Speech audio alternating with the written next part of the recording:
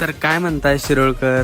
तर पब्लिक आज होता शिरोळकरांचा उरूस, त्यामुळे आपण गेलो पहिला उरसात गेल्यावर पब्लिक तर ढीगच होती. पहिला देवाचं दर्शन घेतलं बघा. त्यात शिरोळकरांचा उरूस म्हणजे कायम टॉपच हो.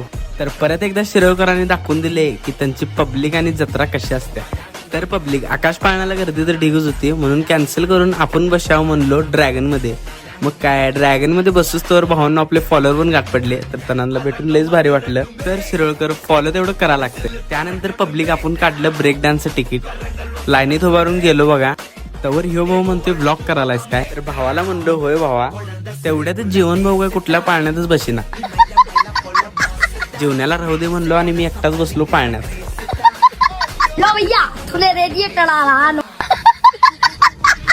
तर भावांनो सगळ्यात भारी वाटलं ब्रेक डान्स मध्ये.